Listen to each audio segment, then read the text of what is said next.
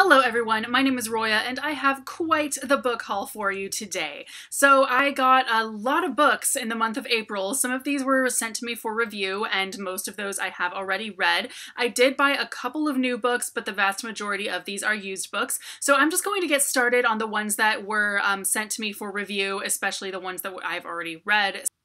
So my friend Anna, the author of Beasts, Beginning of the End, was in town and gave me this copy of her book. So I have read this. I do have a full review up of it. So this just came out in the past year. It is about a society in which there are no more animals, so people are eating people, and it's really graphic and crazy and awesome.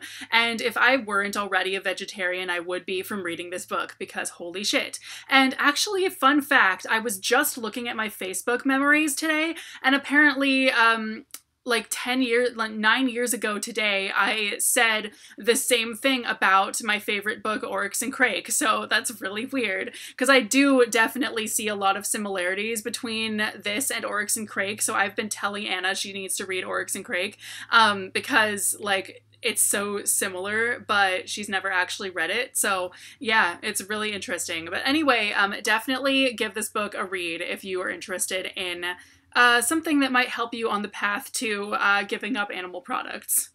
Abrams sent me The Raven's Tale by Kat Winters, which I also read almost half of on NetGalley, and then they sent me the physical copy, so I do have a full review up of this as well. I gave this 5 stars. I loved it. It's amazing.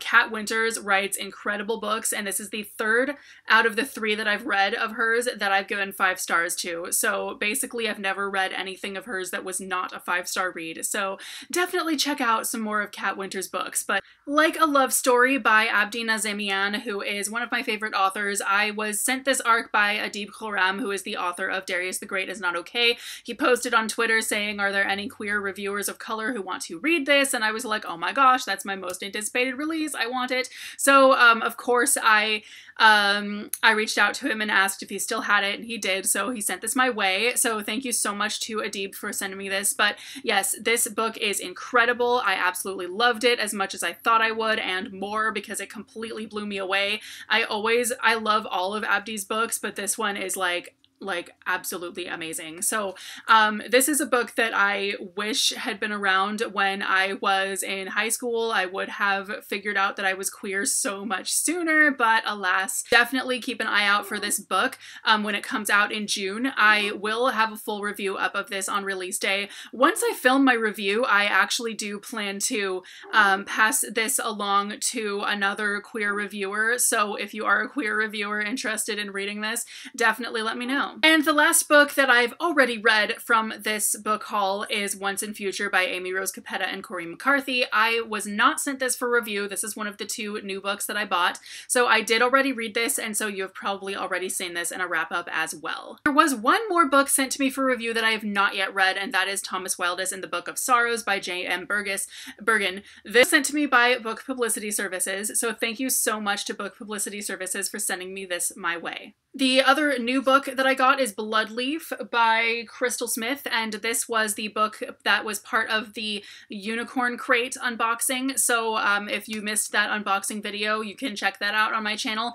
But the theme was witchy women, so even though I'm not normally a subscription box person really, I absolutely could not pass on this theme, and so I'm very excited to read this book. The first book that was used that I acquired this month is Dreamer's Pool by Juliette Marillier, and this I got when I went to another read-through, which is a used bookstore in my area, with my sister. We decided to just like hang out and then go there, and basically I only walked out with 1 book. What a success. I also got a couple of books at Powells. I got The Winter Rose by Patricia A. McKillop, and I got The Queen's Poisoner by Jeff Wheeler. These are both books that I've heard really good things about here on BookTube, so I'm very excited to get into them. I went to Powell's with my friend Anna, once again author of Beasts, that I mentioned earlier. So The Queen's Poisoner was like, this is a used copy that was still like $9, but I saw that it was like $1 more or $2 more anywhere else I looked. So even though it's like barely a used price, I was like, why not? So these next 3 books are from thriftbooks.com. So if you have not gone there, you should check it out. They have a really, really good selection of fantasy and sci-fi, really. So I got Fire Logic there. I just saw Kelsey from the Fancy Hat Lady Reads talk about this and how it was on her TBR, and it sounded right up my alley. So I went to actually a different used bookstore in my area to find it, and then they didn't have it, so I went to Thrift Books and got it. So apparently this has a matriarchal society in it, and that alone is a sell for me. Like that's automatically something that I want to read. So from Thrift Books, you actually get free shipping if you get like over a certain amount. So since a lot of books are like $3.79, and that's like the lowest price that they have books on there for, if you get 3 at that price or more, then basically you're guaranteed free shipping. So I went ahead and got Shades of Milk and Honey and Glamour and Glass, which are the first 2 books in the Glamorous History series by Mary Robinette Kowal. So remember how I just mentioned that I initially went to look for Fire Logic in a used bookstore near me? So it's this great used bookstore that only has sci-fi and fantasy, and it's really, really cool. I think it's just called like the Speculative Fiction Bookstore, but it's right near my work, so I decided to swing by there and see if they had Fire Logic, and they didn't, but they had Earth Logic, which is the second one. And then they had the Inda Trilogy as well, which is Inda, the Fox, and Trees and Shore. And I actually had gone in there before looking for Inda and not finding it. And so the fact that they had it this time, I just went ahead and got the whole series. They also had The Summoner by Taryn Matharu, and this is a book that has been making the rounds on BookTube quite a bit lately. So Son of the Shadows by Juliette Marillier I also got at that bookstore. So this is the second one, the sequel to Daughter of the Forest. And this one was a total impulse buy. So I got The Iron Tree and The Well of Tears by Cecilia Dart Thornton. I think that's what her name is. So initially, I saw this one and I saw how thick this book was, and automatically I kind of thought, that must be a really good in-depth book if it's that thick, because I'm dumb like that and I just automatically just judge books based on their length, which isn't really the way you want to go about it, but I just couldn't help myself. This book just looked so cool.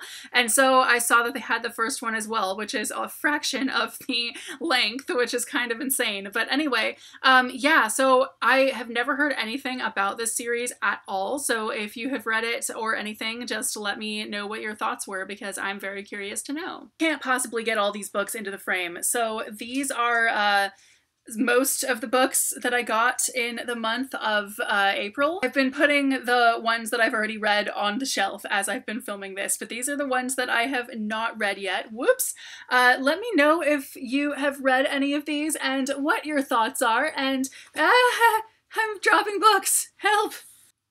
Anyway, let me know what your thoughts are on these books if you've read them and which ones I should get to first, and I will see you very soon with a new video. Bye!